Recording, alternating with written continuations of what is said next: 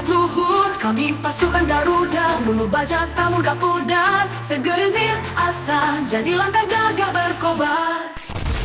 Bagaikan Firaun yang ketika itu menghalalkan segala cara buat memusnahkan Musa karena takut tahtanya diambil.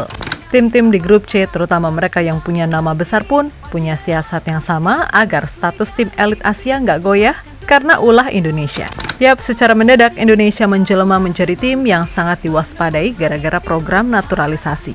Ditambah keberadaan Sinteyong serta Erick Thohir membuat tim Garuda nggak bisa dipandang sebelah mata. Nah, dari semua itu muncul satu nama yang jarang sekali koar-koar soal Indonesia. Bahkan yang ada, negara tersebut benar-benar memuji habis Indonesia selama ini. Akan tetapi rupanya di balik itu muncul dugaan kalau Bahrain ternyata udah menyiapkan cara ngeri untuk melawan Indonesia. Yap, sebuah dosa tak terduga di balik pujian ternyata terselip niat untuk menyiksa para pemain Indonesia. Sesuatu yang bisa saja membuat PSSI ambil tindakan dengan melapor ke FIFA perihal aturan keselamatan atau kesehatan pemain.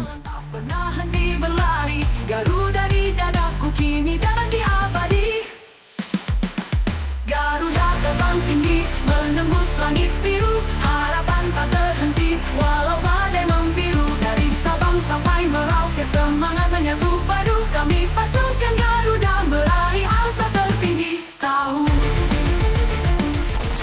Indonesia menatap round 3 kualifikasi Piala Dunia 2026 zona Asia dengan rasa optimis yang berbau realistis.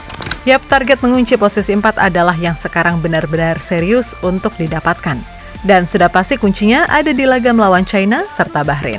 Di mana laga melawan dua tim tadi dianggap sebagai peluang paling besar bagi Indonesia meraih 3 poin.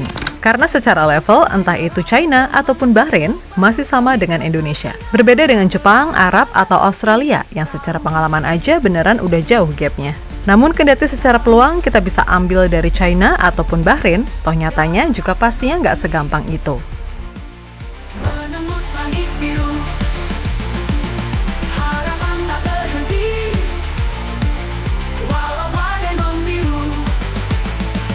Dari Sabang sampai Merauke, semangat menyatu padu, kami pasukan Garuda meraih asa tertinggi.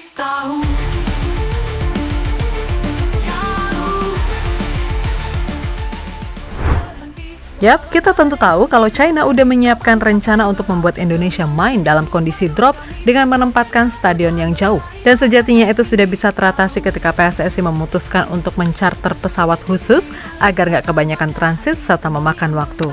Kemudian soal suhu yang dingin, dianggap itu bukan masalah besar karena sebagian besar pemain Indonesia ini kan mayoritas dari Eropa. Jadi perkara suhu dingin, mereka pasti nggak sulit untuk penyesuaian. Akan tetapi lain China, lain pula Bahrain. Yap, negara yang selama ini nggak banyak kuar-kuar soal Indonesia dan lebih sering memuji, rupanya punya niat buruk ke Indonesia. Bahkan menurut kabar media-media setempat, pihak federasi sengaja kong kali kong dengan pemerintah untuk gimana caranya membuat Indonesia menderita. Yap, sesuai jadwal Indonesia akan bertandang ke Bahrain dulu pada tanggal 10 Oktober 2024, sebelum 5 hari kemudian bertolak ke China.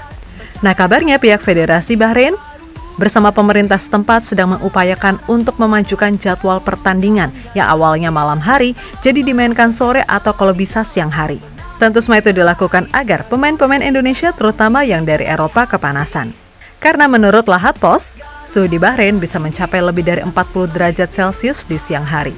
Kemudian menurut World Data, dalam 1 tahun terakhir, suhu di Bahrain ini sedang panas-panasnya. Yang mana rata-rata saat siang hari suhu maksimal di Bahrain bisa mencapai 46 sampai 50 derajat Celcius di sekitar jam 1 siang. Tentu saja itu nggak hanya akan menyiksa para pemain Indonesia yang dari Eropa saja, tapi juga mereka yang selama ini berkarir di liga domestik. Sebab sepanas-panasnya Jakarta nggak bakal se-ekstrim di kawasan Timur Tengah. Dan kita tentu ingat ketika Indonesia melawan Irak di sore hari beberapa waktu yang lalu, udah kelihatan menderita banget kan? Gimana mainnya di siang bolong begitu? Ya bisa jadi pepes bakar lah.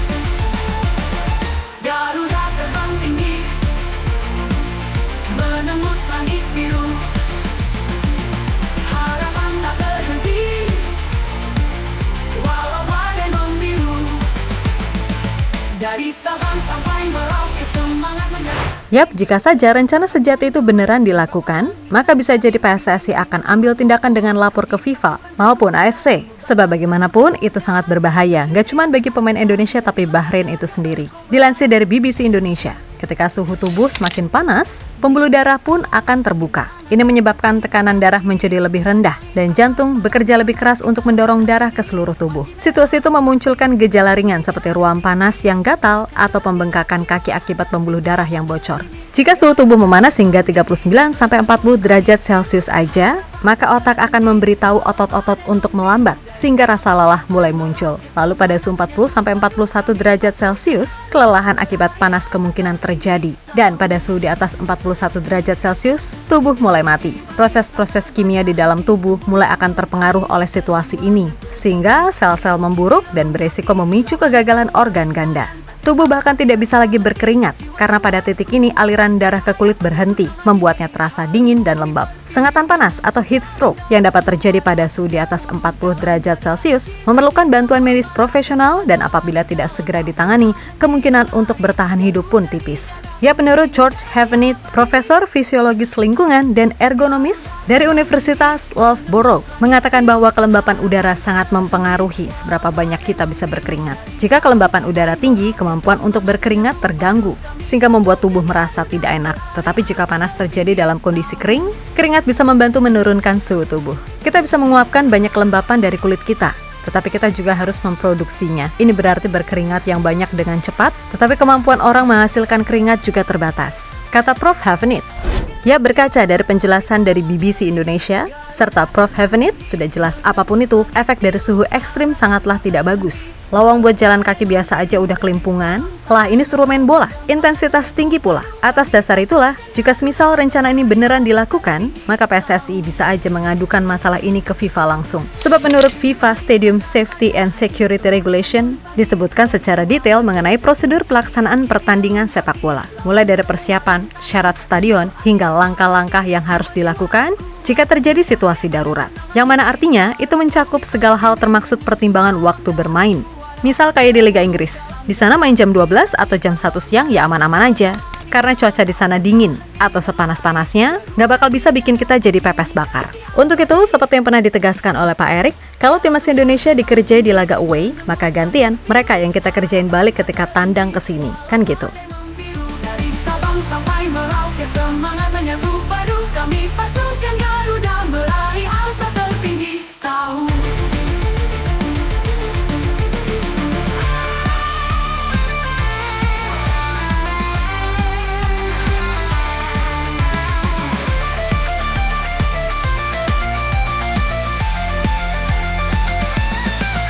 Garuda terbang tinggi menembus langit biru, harapan tak berhenti walau badai membiru. Dari Sabang sampai Merauke, semangat menyambut. Ya, pokoknya apapun yang terjadi, di luar menang dan kalah, keselamatan adalah poin utama. Dan meskipun pastinya mental Garuda nggak jiper, tapi kalau urusannya udah keselamatan, ya harus ikut aturan. Semisal Bahrain beneran ngelakuin itu, enaknya ketika mereka main away ke sini, kita apain ya? Kita bikin pepes bakar, asoy kali ya. Walau badai membiru. Dari Sabang sampai Merauke, semangat menyatu padu kami pasukan Garuda meraih asa tertinggi. Tahu